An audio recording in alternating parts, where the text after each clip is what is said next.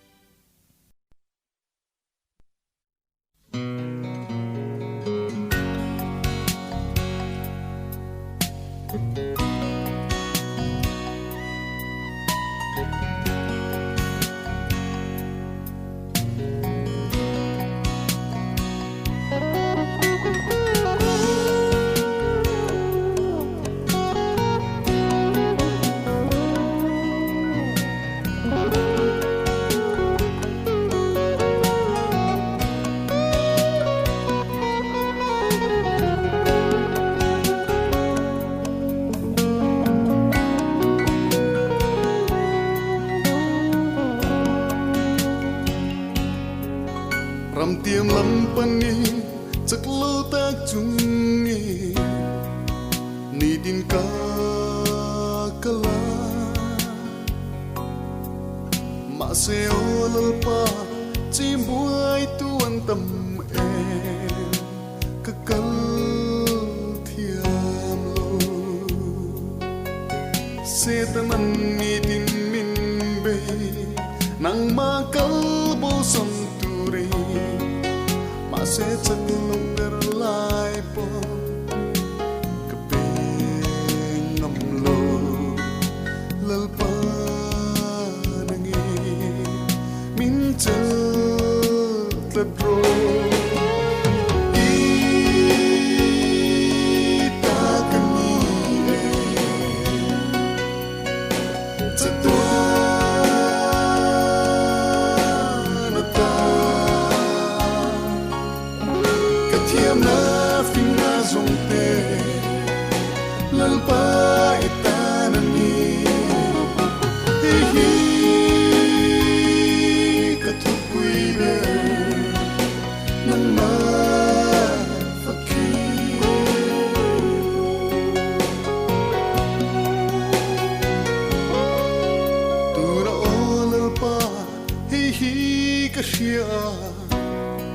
lom thu ka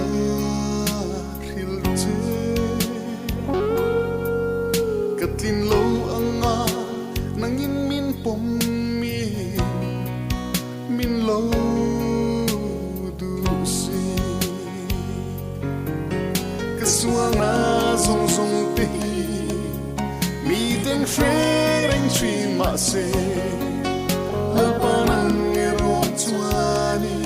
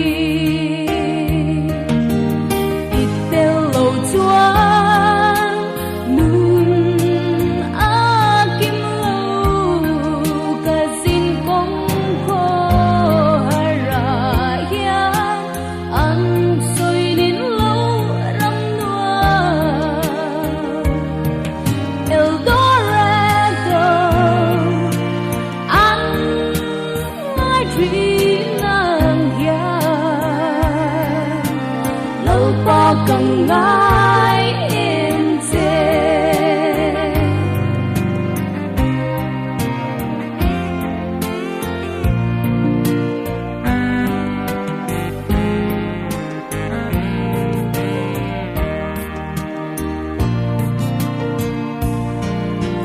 mà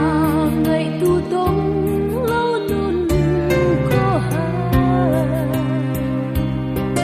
tình xóa lệ rét thấy tàn hiền ô lâu em ngăn chê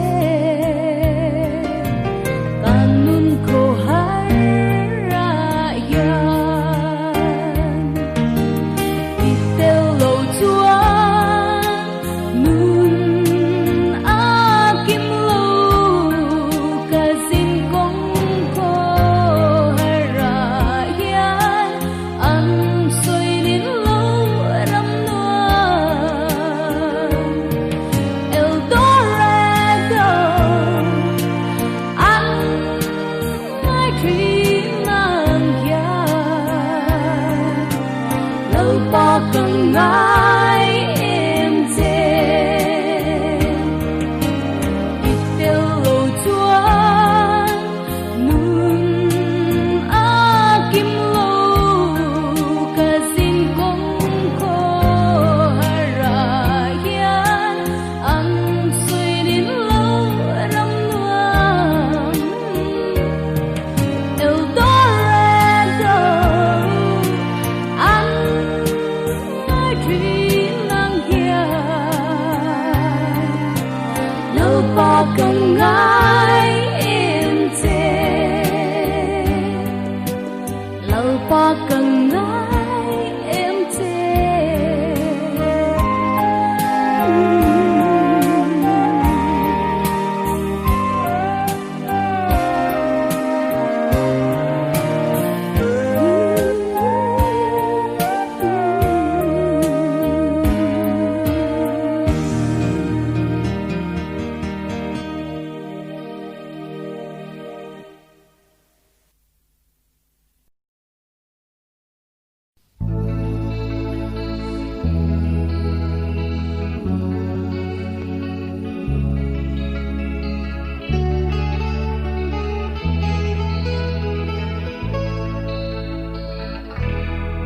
Lấy lệ văn thiêu dòng đai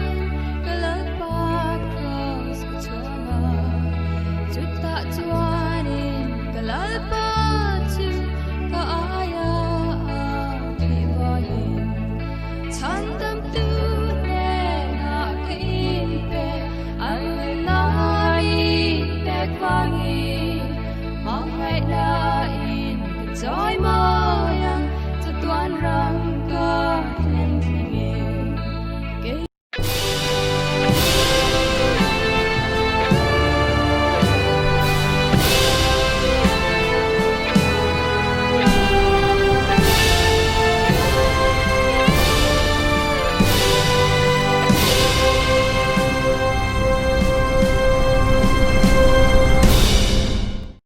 Pathian thu thiang limi lo ngai thlang u Isaiah bung som pani chang li atanga changru tin chumini ya chuan hiti hian in la soyang lalpa hne na chuan lom thu shil ula aming lam ula athil ti te chu mitin zinga shia tir ula aming chu choi moi na om ti soi ro lalpa choi moi in hla sa ro ani chuan thil thaber te chu alo ti to sia chu leilung lwa zonga hian shia tin omro se zayon omte u ring takin au ula au twar ro Israel ho mithiang lima inzinga omchu aro puisia ti in pathia in thu thiang lim kan ti rik temal som ro se amen pathian ma kunin lo tang tra yang u olalpa chungnung berakan pathian min mangai tu vo in ichol ni thiang lima ke ni lalpa PMCF member te nangin nangma biang na hun thatak te lalpa YouTube kaltlangin min pele a henga wang te hian iming chu fakin omro se lalpa voina kanin khom te ikudro pya garon koltira nangin abula tanga atop thlengin min neila lalpa he Inkhawm chim tu te zong ina lok na kan nei theu theina turin kan thin lunga atharin thuran soileang che engkim ero puina ne na lalpa India na hlan chungin chu Iswa Krista min kan ron di le amen tholom kha screen ah hian number kan ron da heta hian Inkhawm chung khanin a pek theya a thlak reng the ni ti kha kan ron tar lang le ani tuna chuan zaya rong bol na nei turin tlangwal Benjamin Sala ilo somang u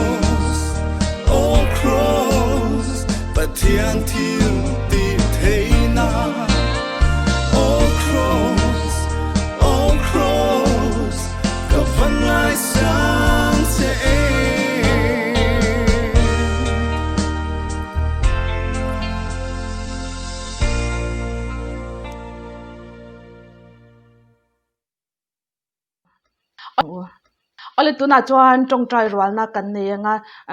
thupui omsa hi heta screen ah hian kan tilanga hemi mang hian kan zain tong kan tong trai anga chanin kan tho lom te pathian ne na kan lana ke mani te atharin pathian ne kan in lan le theu bok nga chan atop na chu helama tangin karon nei don ya ilo tong trai ro lang u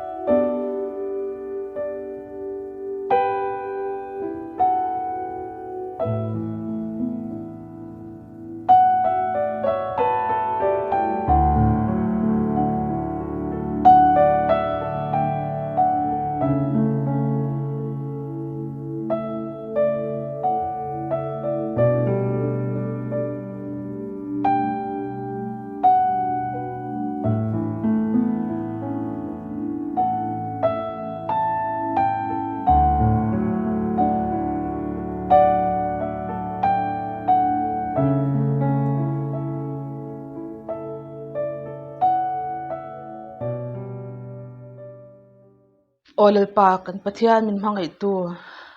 vena imite lalpa ima karon kun le a kan mamo theu te lalpa inena karon thlen le a khang ima lalpa karon kun puite kha nangin kan mamo na zon thewa tha le rem iti angin min lalpa mal min som saka kan dil na te min ngai thlak sak turin ikudro puya karon koltir le a chuan lalpa voina ima karon kal khomin kan nei ang te lalpa kan rem chan dan ang thewin karon ken khom le a heng te hi nangin khongai takin irong bol nan le iro pui nan min man sakin lalpa iram zawzel nan min man saka min ti thiang lim sak turin chu ifa pai so krisa min garon dile amen tuna chuan pathian thu cha ngai thlang na hun kan lo nei tonga voina thu kan thu soi tu tur Lawmnakima hi PMCF Hruaitu secretary din hun te rei tak lo chel to thina ni a tuna hian na awangin Bangalore lama an chung kwai nan oma voinia kan jinga kan Inkhawm te miron tel pui thein thu soi na hun te aron nei thei tur hi PMCF te po achunga kan lom em ani ale tuna chuan Lawmnakima thu soi turin lo so mangu Alevoinia pathian in hun thatak mai min pe a Pune Mizo Christian Fellowship te pathian biak na hun thatak mai pathian min pele a long am hlei ka ria voinia in ma a kan ronding a masa in thu company khat han soi kan han du a kan how to ten kan secretary Pudenian min don phone tin kan chairman puchong mingan min don phone boka PMCF Inkhawm thu min don sei sakve ta che atia an ron ti a kalom khop maya phu lo ka in ti a PMCF hi kumsom chung don nei tu chan changa kan lo om ve to na ani a chu chung chuan ke ni in son thin te na na chu kan han in son a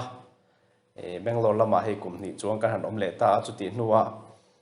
Thusawitu te min ron som hi lomam khati khop maya min ron ngai lut der na te le min ron hriat ve wang na te awangin lom thu ka han soi du a tin vo in nia hian seng khan tu kam ni khat le khan bel lok kan han du chu sang ni som pareta kan du wang ni hau lovin na lama tu la wangin pune kan chua san han nga ya sẽ tắc chungin kan chua sana tiang chuan ke phe chu pune ka chua san nuwa po voi ni lai mai pune te karon zin le a tiang chuan nuam hi ka ti em kan ril ru le kan ngai tu na zong zong om na mun hi pune ala ni a abik takin PMCF hi kan ril ru le kan ngai tu na om na mun ani a ma ve ni te le ru thi te abik takin กันหลังจากแม่ทรีนั่นนี่กลุ่มละมาเตปกันรวมมันนั่นกันหันเสียมซุกมันมาโรจูกันมันตลอดทรีนับไปกันที่แม่มายาเวเนียเฮียนบิกตะกินมาเวนิเตรูทีเตเลเฮนไนเตI O in greetings กันหันสวยเก็บนี่สลังอินอันนี้ปอยนั้นไงแม่เจ้าวะเตียงจวน PMCF ช่วงกว่าเตะมาสายอินจิไปกันช่วงกว่าอินกันหันบุกมาสะดุเจ้าวันนี้เวเนียทูสวยเรย์ปกตุ้มระวังหุ่นเรย์ลุตุกันมันกันตุ้มระวังเสียงคานปะเทียนิน PMCF มินไก่ชัวยมินกันฮิกละตีเร่งเองติกามาเห็น PMCF กตาอันนี้นะฮิบางดอนลวินกษีส่วนจวนวันนี้ปะเทียนิน PMCF ตุนดินหุ่นนั้นมินช่วยเทนด่านก็หันไงตัวให้ตลอดก็ที่แม่ไม่ยาสวยตัวตักกันเนี่ยวันนี้เห็นทุสวยตัวนี่เราPMCF ก็ไงทูเตเลยPMCF วางก็ลอมทูเตPMCF ก็ชวนชินเสียทูเตมุนชันชนะปุ่นมิโซคริสเตียนเฟลโลชิพจันชินหาฮีปก็สวยทูรู้แต่พอฮิสารมันโดนนี่ละสวยทำอัตลิงินก็เสียให้เบงโลราเพจวนมีเนี่ยขบเพียนปุ่นมิโซคริสเตียนเฟลโลชิพเตฮิกติยาคิดจวนกันตีสินเตฮิกันหันตียมีมาเฮียนช่วงตะกินปุ่นมิโซคริสเตียนเฟลโลชิพก็รงกันบอลโดนด่านเตฮิวันนี้แท่งเห็นกันละสวยชีนั่นนี่แต่จวนปะเทียนินปุ่นมิโซคริสเตียนเฟลโลชิพมินกายช่วยสร้างสกุลสำเร็จประคัดโอกาสนี้ส่งปรุกจังอินวันนี้มินช่วยเช่นด่านฮีก็หันชุดเวทีน่ารบปุยกันที่ไม่ยาปะเทียนินมีลมเตะมินมังปุ่นมิโซคริสเตียนเฟลโลชิพช่วงกว่ารินน่าวางช่วงกว่าเกาชันมินดินะกันช่วยตุมาสาเตจังอินเตียงจวนอินมังไงตะกินกันทรีนะกันเชียดเวมากันเวมาจังกันอูจอกเตอมมาสาเตนะหันสวยเตะอังไงทางน้องมิกเตไม่ไม่ทรีนะปุ่นจันจินบีกะฮีเตียงจวนนังนิโปนักกินะ PMCF อินันมังไงตักจวนอินละช่วยเวนกะริงอังไงน้องไม่นี่ปุ่นมิโซคริสเตียนเฟลโลชิพเละปุ่นมิโซจันจินเตะไงน้องปุ่นมิโซขดลางฮีอินมังไงตักก็ไม่ช่วงกว่ากันนี่กันอมนั่นเตะไอ้การกิกวิเอาทรีนะติลวินปุ่นมิโซกันอินมังไงดานฮีเพียนกษอยทรีนะมุนดังเฮียนมินตลุกละวันนี้ขี้จุห้วยตะเคียนกษอยงำเวนินกษยกันอินมังไงไม่กันทิลตนตุนนายกันทิลตนเตหันไงตัวพี่จวนริลรูฮีอัลตรัปนี่มารอจูปะเทียนินเรมารวดเจล่ะ PMCF เตปอกันเข็นเทเหล่าตัวเนี้ยกันเชียดเข็นอินเวเนียมินกายชัวยไอ้กันเฮาตูเตมาลางในอินเจ็บตอบนี้สารน้ำปังเตเปกจนกันหันอินเบลกันเฮาตูเต้นเบียกินหุ่นรำอัตานันมานล่างนั่นเตเบียกินหุ่นรำPMCF property ติกันตาร์เทตัวนี้ติอันหันสวยกันนั่นเชียที่เห็นนุกที่เห็นติวละจะฟังจนวันนี้เรื่องเห็นเกิดจู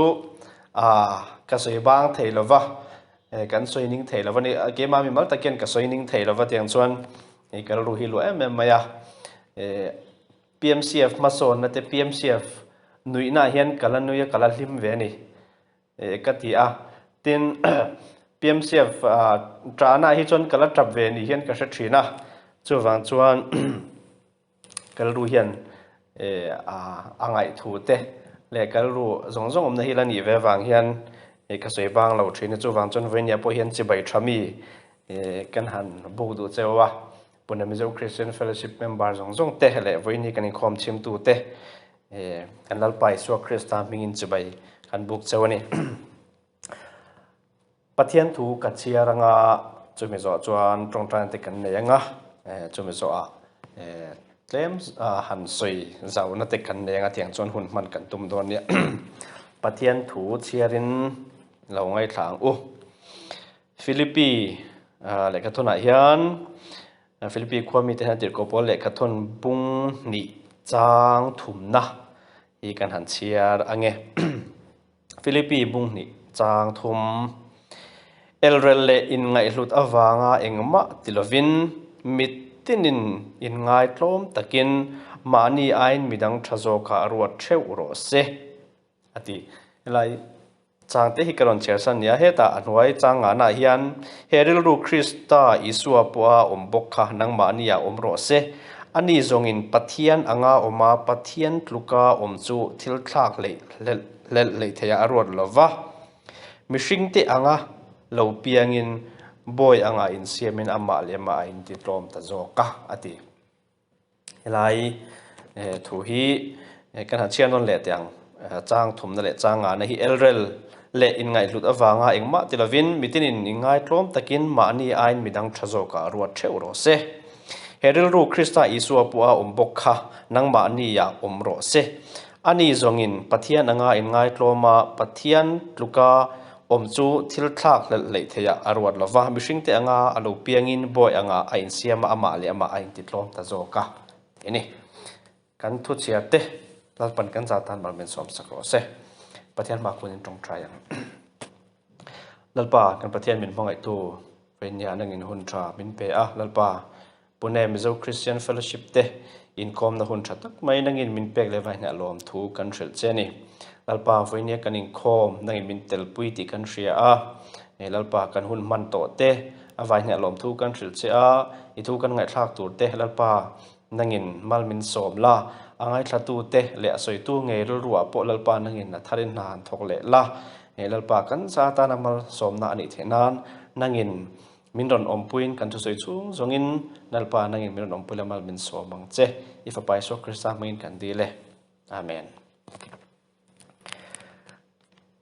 tuna kan han chiar kha tikhan chiar thu tang khan alang maya elrel le in ngai luta wanga engma tilavin mitinin in ngai tlom takin mani ai midang thazoka ro se ti ani a helai thu hi salmon nanga soite pokan ngai tha ngun to in rin oma venya hian thiamang to kin tlemte an soi zau kan han tum do na ni Christian kan ni ala liso Christian nung zuitu kan ni na hian la lisua atanga kan mu achu in ngai tlom na ani a hei Christian je hena poi maya namdang le sa khodang ate po hiana hian Christian te min be se na hi Christian te hi a zong kan traffic lo ni po ke mani tanga be se na ne chin chu in phan huai thei mi te ngai dam thei mi ni tur hian min be se ve ni namdang ho po hian antia Christian te hi min soi sel thin na in Christian ini ni lom ni hi min te fo ni namdang hian Christian ini ani lom ni antia an be se chu Christian ini sia inuna hian mi ta tan enton tlak in ngai tlom te khang kha a om tur ani don lom ni ti hi ring lo mi te jok hemi Hindu te ponianga Christian ni lo te po hian an soi ve fo mai ni chung ani wang chuan Christian te in nga na bulpui ber pakhat ani ti te po soila kan soi so lavenerin oma lali suwa kha in ngai tlomin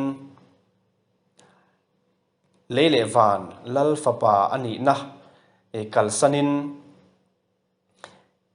cross le ra khen be turin kan zinga lo kala min chandam awang chandam na kan lo chan the nan tiang chuan pathian in ngai tlom na lali suwa kan ta na lo kala he khovela ke ni mishing eng ma ni lo pona kan ti thei lo hi chu ke ma chapo na le ke indu ve na po hena thei lawan hi kan han ti ve chin te ne na compare hi chuan an ron in phan hoi na hi at sang wang le ti la kan soi war thiam lo zo kin rin oma tiang chuan tali so krista chandam na kan chan the na ta na kan ta na ron in pek na he khovela kumsom thum le pathum hunam man chunga le ahun top lama kan tan cross le ken be ani na te chil cha kani na te ling lukum mun khum tir na te kan han en hian min manga em awanga ain phan huai the na le ain ngai tlom the na hi ro pui le ani chu mangai na atanga chuak ani ati theya tiang chuan dali suwa hian in ngai tlom tur hian min du amin zir tira uirenu ahan chan dana te kha kan en chuan atul huna in ngai tlom thei mi mite berte tan po nung thin mi ani zia kha lali suwa tangpon kan zerani tian chuan helai tir ko pol le khathona kan huang hian in ngai lu ta wangin engma ti su atia in ngai tlom takin ma ni ain midang thazo ka ruat uro se atiani he thil hi kalom ve ne mem chu pune mizo Christian fellowship a hian so eng khan hun eng muli chen kan han tel ve ania he thil hi kan Hruaitu ma sa te tanga ke pon ka mu ni hian ka ria so eng khan ma ni to ka han indu ve hi kan ni tlang puya chu tiang sia te po chon ke po hi katelin karinga ma ni phak tok chin le ma ni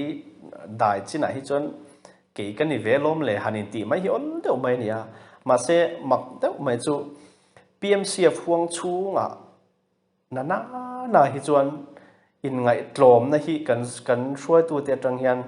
ka hmuna se me ka phak to le ka thiamang to ka in ngai tlom te hi ka zir ve ni ka ria min nangi nge min huang phei chu ka shalwa maro chu vinya ka han soi do chu PMCF ko ran chung kwa chunga hian in ngai tlom na te hi zir tham hian kan hu ni in ka ria kan Hruaitu tam tak kan Hruaitu kal tam pumoi te kum sari ngot chung tram sari ngot chung kan chairman lo ni to te le pusiama chairman le vice chairman po kum sari vel chung lo chel to te hi voinia kan chairman pu chong minga ta thlengin he ko ran huang chunga rong kan bol na hian in ngai tlom na hian mani tang hian ka hmuna sa ve me chu aro bui ka ti mun danga pu hen ka soi thina ni ring tu te kan ni na hian hi alo poi ma me maya rong bol ho na te thil ti ho na te hian animo hi chu ani nan ti chuan adikang han ti atul chang hi om ani chu tian ni lova ke po ka tha lom an hre tang chin chu ka hre ve lutuk rong an bol chin ang te chu ka bol lutuk ani ain ka rong bol chin po azaw zok kan ti ani chuan rin ai hian thil ti a har em maya tin ko ran huang chunga te rong kan han bol ho na hian rin ai hian mason har em mai ni chu ka mu ve hian ka ria hun ranga pathian khong ana zara kan na vain kan han oma amun zir te hian le mishing zir hian tren khata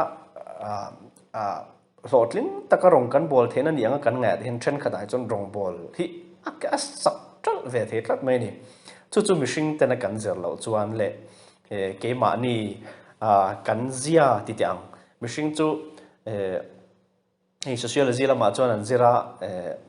mishing chu kan han khosa khona kan fabric poi mo tak me chu society kan in kalkom na poi mo tak me chu kan institution kan siam dan hi ni institution hian mun thana kan han oma entinan mizoram apon se lungleya mizo society kan in rel bol dan le kan thil ti dan tele aizola kan thil dan chu alo sang vele dei mai ni tiang khan mun thana kan han oma kan ye mani society institution hi lo dang ve zela chu te ni wang chuan PMCF kan institution ate ko ran kan ya kan rel bol dan a hian alom hi kati me mai chen heti lai hi venya hian soinun ngai lo om lova chu wang cha helai hi war taka han soinun le ka du PMCF le pune mizo Christian fellowship chung ko ni kan zepoi mo de mai pakhat ani kan thang thar vo inia kan member lo om thar te mi an ton tla tak takin ni ang fel tak takin ni ang maro chu he thil hi han soilan fo hi a thain ka ria ring tu kan ni nang pon he thil poi mo de mai ni so yang khan kan rin anung kan zui par la li so Krista hi in ngai tlom ani anaka an vita hling lukum an khum tir lai po khan kapa an ni ngai dam ro an thil ti hian thalovani ati the ni chung tiang ani awang chuan kha anung kan zui la li so Krista ani chu wang chuan he thil hi kan rel kan thre rang hi tu la ni mosia kha kan ria bible faro ai o thei din huna dinga tingkhan adin hun kha aropui me mani chutiang din huna adin mek lai chuan ama ni na Hebraic langwa lo ni reng mai ni ti an han hriat chua khan pathian atanga hriat tirna ani ang te poti la tiang chuan ropui taka om ai chuan ani na din huna ama ni na nga tlom taka rong bol kha a thlang ta ti chuan pathian in ro pui takin a chera tiang a toy zong chuan thil tam taka pal tlanga ni ma selangin khang tiang kan han en khan ring tu te nuna hian a chang chuan pathian in a rong min bol tir pathian in a kan ta na rong bol na tura da na zom tur hian kan mishing lama ro pui tak kan ni theina te kalsana pathian mit mu le ami te mit mu ama nung zui tura tlom na nun ruam kan zo angai la hi om thina ni chung chu mitinin kan kal tlang i angai fo thina ni pathian mi te chuan an kal tlang hei mizorama ngei po lovila rong bol tu te hi an chan chin te han cher ma ula ro pui maya kalsan nga em an ni ani tiang chuan mizo zinga te po IAS na kalsana missionary han ni te college lecture cheng sing tam tak lo chung nuai lo chunga chu tiang na kalsana missionary ni na din hun han kal tian ma an nun han en hian an zir chen hian a ro pui me mai thin ni tiang chuan he thila hi poimo ka ti a tin poimo ka ti na mem chan voine ka han he thu ka han thlan na chana hi mizo te hian in ngai tlom na kan keima ni khotlang in rel bol na shim tele mizo kan ni na hian aya upa in za zirtir mi te kan ni a tiang chuan zolbu ka tanga kan zir thena chu tiang khan thu oi theina te nu le pa thu oi theina te aya upa thu oi theina te in zirtir mi kan ni a tul hun tlom ngam ni ate tiang chuan kan in zirtir thina ni a maro chu du am na iti tiang tu lai kovel sual tin ngin min lu kha to du am na te le he kovela ni na sang te chan vo antila engen yang atiang sang na min ti atak awang hian kan ram te po han khirila ma ni ke ti na lai hlir mai hian kan khat ni te po hen a hria ta chu wang chuan he thil hian tuna chu kal ro lo ve em maya he thil hi ril ruwa tuna kan thalai te hele ke ni la thalai zo ka ti hian he ril ruwa he thil hi kan ril ruwa kan tu thar le a kan ve thar le hi atul in ka hria a tiang chuan engkim kan ti na in pha hnuai theimi kan ni te atul chang tam em tiang a chuan nang kalphasat ta che nang in lauti zok ta che nang in chang ta che nang in lauti mairo ke chu kan han ti ngam te tin atul huna chuan atlum zok mi an pon atul huna chuan mi dang pon tira kan tlum atul huna chuan tlum ngam te hi apoi mo mai ni ke ni hriat chin chu thil tlem ta khani a ke ni dai chin le hriat chin chu thil tlem ta khani a maro chu kanu hena soi thina naliswa man tir tura ma phia rutu te kha midang an nilawa ma zir tir tenge tangin ani atia soi thina chu khotlang tele ramin rel bona thil ranga hian poi khoi tu chu midang nilavin na chunga mi te zel hi kan ni ti soina hena mang thina chu tiang deu chuan kaushan in rel bol na te po hian keima ni lansar kan du lutung na te keima inti kan du na lutuk la te hian kaushan hian chiat hi atok na sa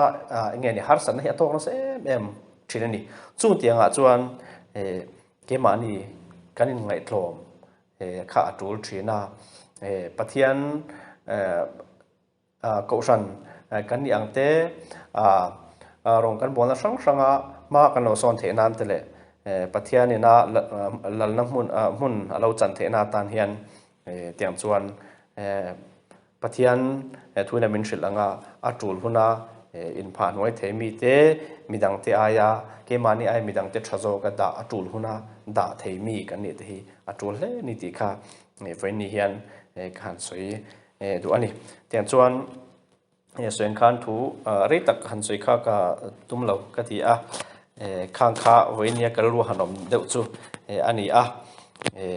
PMCF te soin khan pathianin hruai zelanga kan hripui leng mek te po a han dar anga tiang chuan kan malam hun eng hle in ka ria a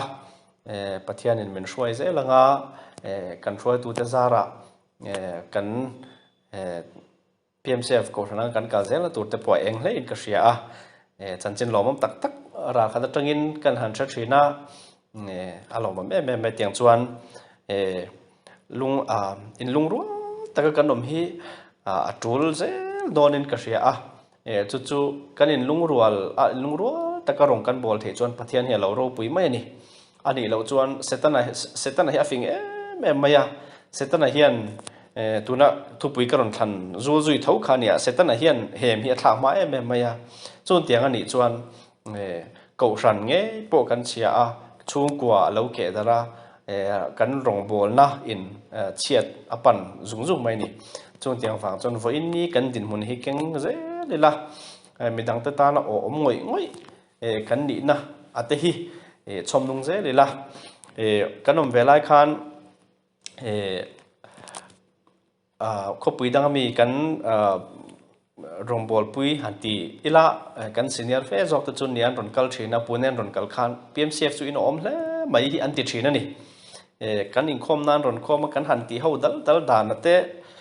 min han hu hian min ote mem thina ni chung tiang chu kan ni a chom nung se lela in lungrual tak ko ran in lungrual tak pathian ro puina atan choworong bol du mi kan ni na hi lantir ze lela chi le chi in thliar na te ko ran nanga in thliar na te a hausa a re thei ni anga in thliar na te hi a om lo me ya pu ne hian heng te hi chom nung ze lela in lungrual takin pathian rong bola phei khai khat phei khai rol taka rong kan bo ze thenan pathian min hruai zel se ti kha vo in nia kan han cha duwa kang kha kan han soi thei tok ni selangin athu kan soi tele kan thane moina kan soi te dalpan kan za tan balmin som sakro se amen thu cha thatak kan ngai thlak the vain pu Lawmnakima chunga kan lawm le ni ole tuna chuan secretary ne na tangin thupuan lo ngai thlang u PMCF online Inkhawm lo tel zong te kanal paiso Krista mingin chibai kabuk chani voin hi September ni somni pasari sang ni somni ni kan Inkhawm program hitiang hini kan Inkhawm na Hruaitu hi nula Lawmsangkimi an executive committee member ani zai rong bol na min nei saktu kha tlangwal Benjamin Sala ani tin pathian thu cha min thil tu kha pu Lawmnakima kan PMCF secretary ni trin ani voin ne hun kan som na te ngai poimo hun thatak mai miron nei sak the wangin chunga kan lom le ni cholni masalam report lo ngai thlak chun zomila cholni masa kha September ni somni sang ni somni ani kan Inkhawm report hetiang hi ni tholom report general account ram thara cheng sang thum le za le luta tual chunga cheng sang li le za Inkhawm tholoma cheng sang khat le zanga camping ipa cheng sang thum le za bufai trama cheng sang khat misali tichuan general account kan sum hu chu zong chu cheng sing khat sang ni le zariat ani building account biak in patangin cheng sanga zani kan mu boka building account le luthi cheng sanga zani mi chu tichuan cholni masa tholom lo lut zong chu cheng sing khat le sang riat ani ipathum alo lut ani Inkhawm zong za thi mi za le som thum le panga hi report siam thlenga Inkhawm zat ani choni le lam program longai thlak chun zamila choni le hi October thla aloni tonga October ni li sang ni Inkhawm program hetiang hi ni ang Inkhawm na Hruaitu tur hi tlangwal John tilal ding liana anenga